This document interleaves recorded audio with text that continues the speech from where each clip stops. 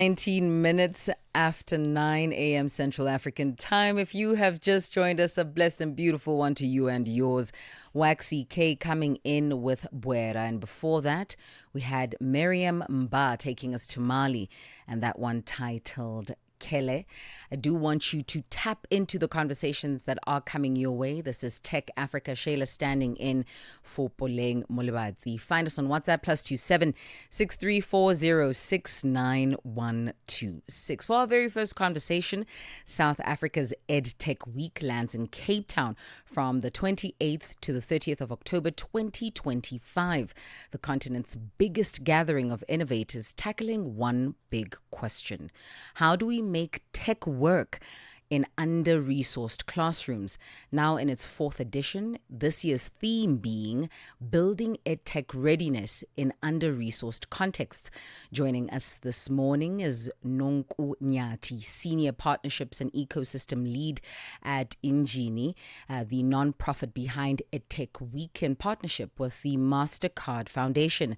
Nonku, good morning to you. Welcome to Tech Africa. Good morning, Shayla, and good morning to all your viewers and listeners. Now, from your perspective, what is the one thing missing when it comes to partnerships, specifically between government, private sector, and NGOs?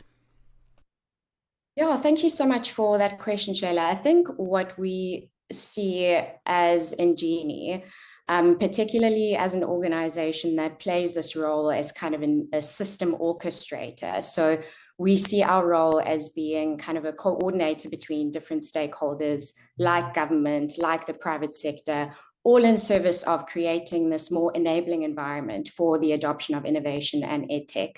So I think a key challenge that we see is that there's a lot of fragmentation amongst these stakeholders. So us as this orchestrator and convener, we host events like EdTech Week so that we can close those gaps and bridge those gaps and bring these stakeholders closer together so that they can be able to engage and understand each other better. Nonku, you speak of fragmentation. Is this due to a lack of understanding, just a better gauge of what is actually expected? Yeah, sure. I think when we speak about fragmentation, what we are referring to is the fact that as stakeholders within this education ecosystem, whether you are an educator, whether you work in government, whether you work in private sector, I think everyone is playing a phenomenal role in their individual capacity, but everyone is operating in silos. And so no one really gets to see what is happening, sort of under the hood where private sector is concerned, or how exactly are decisions being made where government is concerned. So I think we see a real opportunity to kind of demystify how all these systems operate and how decisions are made so that, we don't stand back and think that nothing is being done. I think as we come together and as we get to better understand, then I think it becomes better to partner from a place of empathy and understanding. So I think that's what we speak about when we talk about sort of removing that fragmentation. Let's talk about relevance, Nonku. I think something that is really interesting about the world of tech is that we are not all on the same caliber. And this isn't necessarily the worst case scenario, right? Something that I have noticed that is transpiring is a very large punting of what other continents are getting up to. And that doesn't necessarily speak to the African context, nor does it speak to the solutions we need. So how does Ingenie make sure that EdTech solutions are actually relevant and suitable for South African teachers? Yeah, I mean, that's a fantastic question. And at Ingenie, contextual relevance is something that we always emphasize, and I think is really core to the work that we do, is core to the support that we offer our entrepreneurs, and core to the ecosystem development work that we do. And so this aspect of localization and making sure that solutions are not only relevant to those that they are serving, but they are localized in such a way that there's kind of a connection to the environment that they are operating in. When we talk about the differences between not just the African continent and other continents, but also the differences amongst countries within Africa, we speak about those little nuances that are kind of operating at a local level.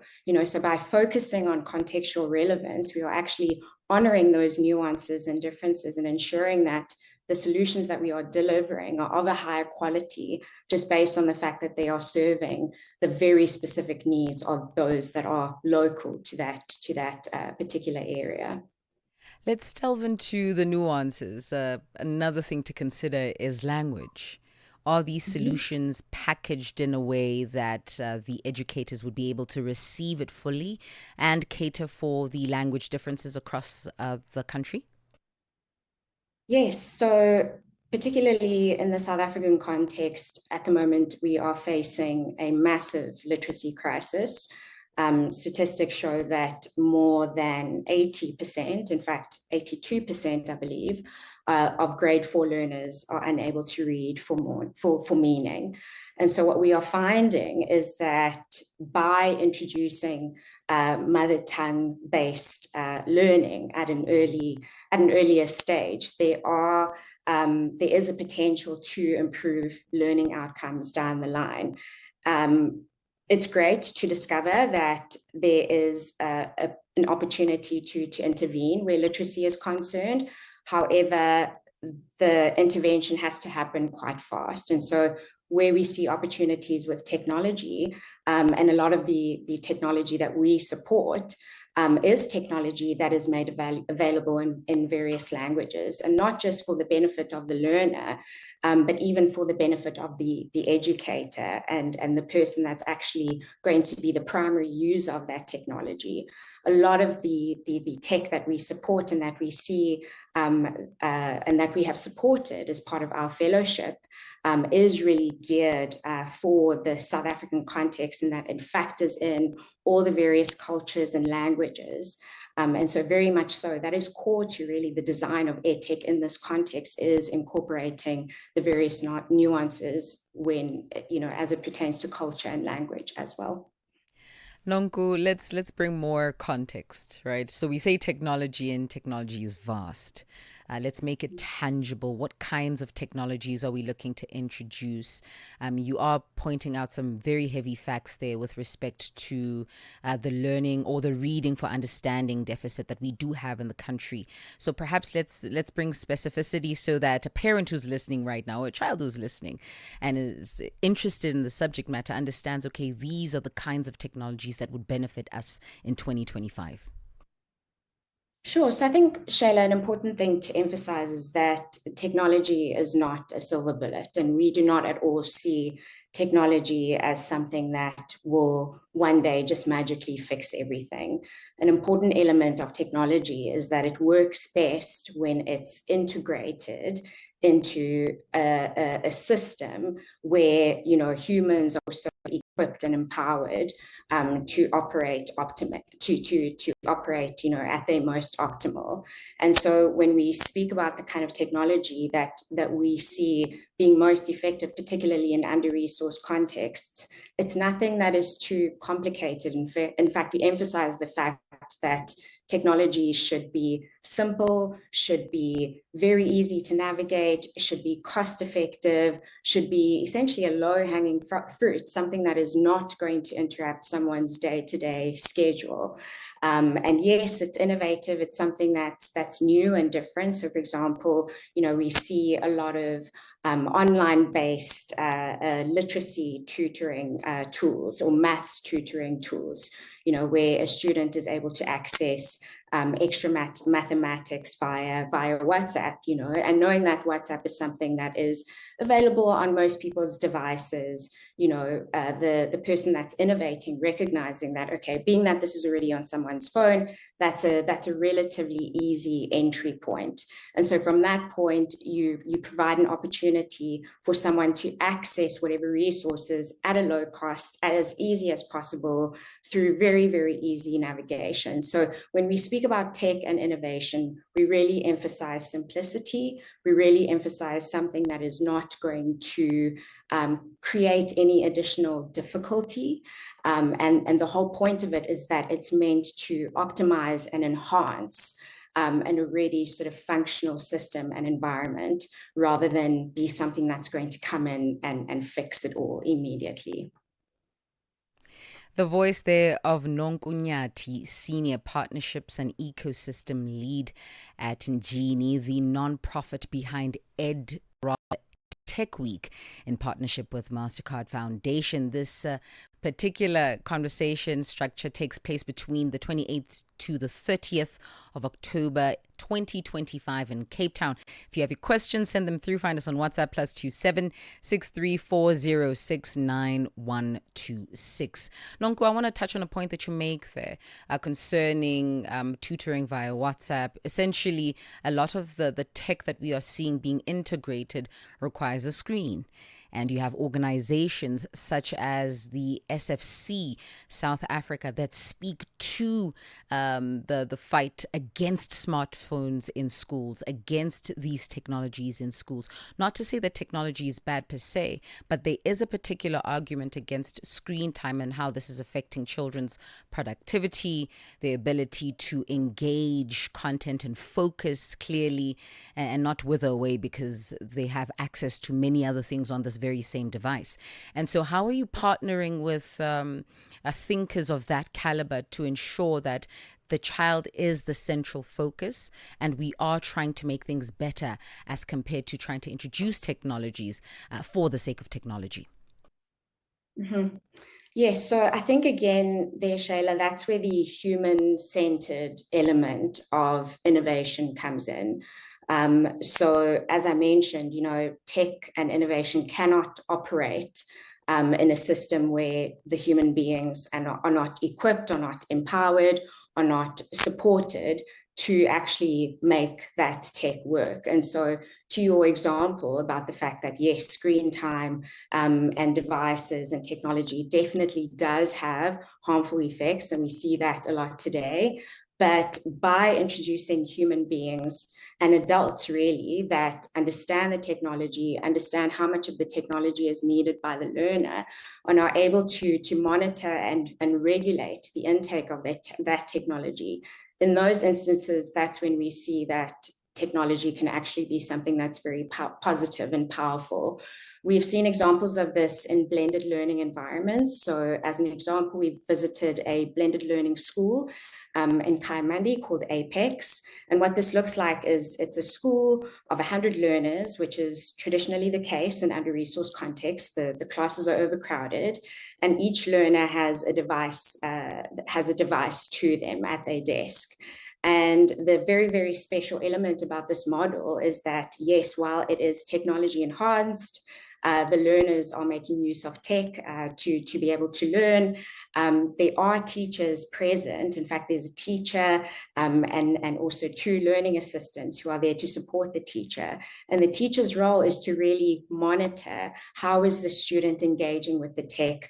Are they following the curriculum effectively? And where the enhancement comes in is that you are having each learner actually being able to learn, even though they are in this classroom with so many other learners. Whereas in another instance, how could one manage a classroom with that many learners? And so we see that in that situation, tech is enhancing, but the human being is also sort of managing it so that it's not having a negative effect. Nonku, let's talk about teacher preparedness. What are the conversations that will be hosted between the 28th and the 30th of October that will speak to that division of this project?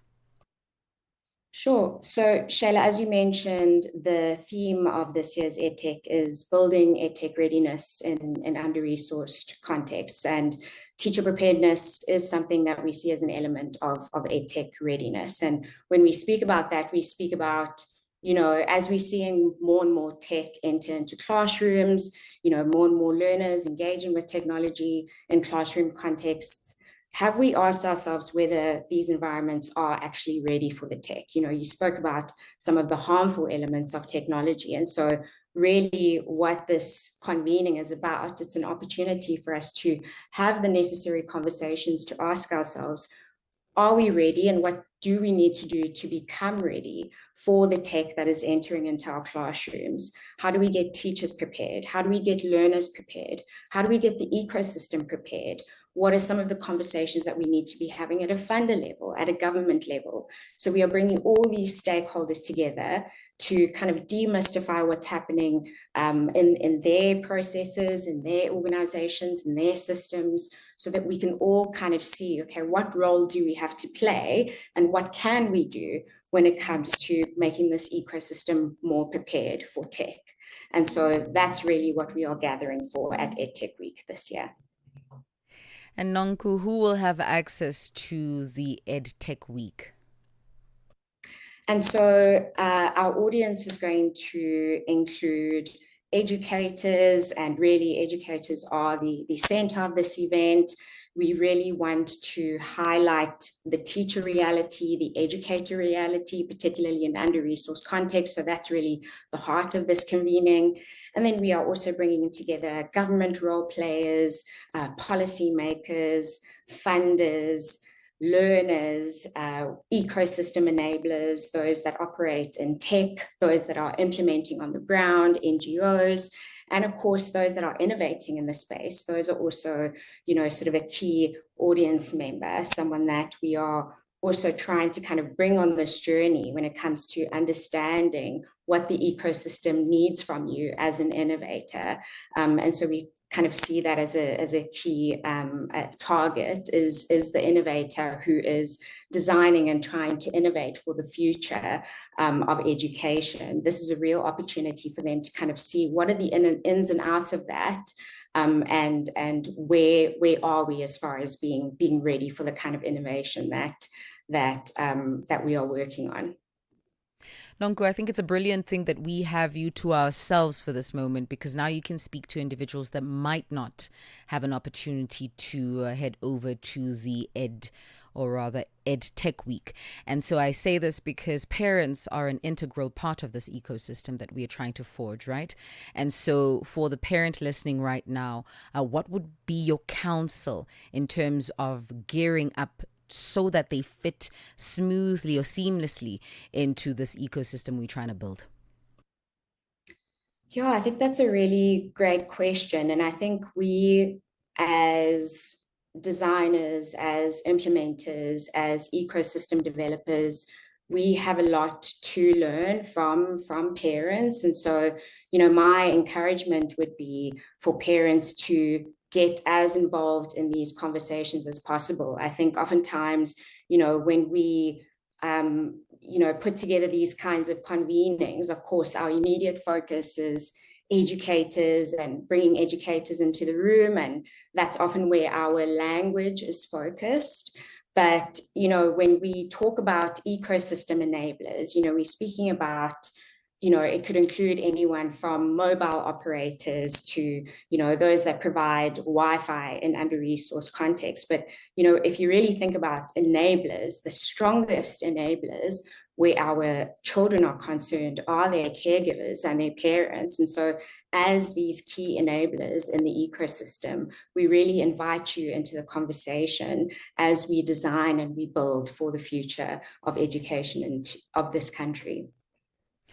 Given that government will be a part of this conversation, this 2-day-long conversation, let's talk about their role specific to policy. Now, what specific policy changes or amendments need be sort of overviewed in order to see success come from this EdTech Week? Yeah, so I think, at the moment, there are a lot of conversations happening within government and different levels of government as it pertains to digital transformation. And so, government is very much part of the innovation conversation. I think the perception is that, government, isn't quite ready. But, we are all very much in conversation where innovation is concerned. But I think, and this is part of what we want to make available at EdTech Week, I think, the challenges that, as stakeholders within this ecosystem, we don't get a lot of opportunity to engage with government. So even though government is really making a lot of great strides when it comes to innovation, when it comes to tabling innovative strategies and policies, it's very difficult to get eyes on what exactly is happening and what those policies look like in practice. And so what we've done is invited government stakeholders to participate in panel discussions at EdTech Week, where we're going to get the opportunity to ask them, okay, so what does this digital transformation policy mean in practice? What does it mean for me as an educator that is teaching in Philippines? What does it mean for an educator that is teaching in Soweto? So I think that's really a key thing is, government is working on all these really critical policies, but I think it's very important for us to then be able to foster spaces where we can engage in dialogue and be able to get sight on what actually these policies are about, so that us as a people on the ground and as a people that are innovating in this space can actually, be the foot soldiers of these incredible policies. Nonku, it's been an absolute pleasure speaking to you this morning. Thank you for your time. Thanks so much for having me, Shayla. That is the voice of Senior Partnerships and Ecosystem Lead at Ngini, the non-profit behind EdWeek, or rather EdTech Week, in partnership with MasterCard Foundation, taking place in Cape Town between the 28th and the 30th of October 2025. This year's theme being Building EdTech Readiness in Under-Resourced Contexts, 40 after 9 a.m. Central African Time. We are on OpenView's audio bouquet. Channel 628. Africa at Play with Neto.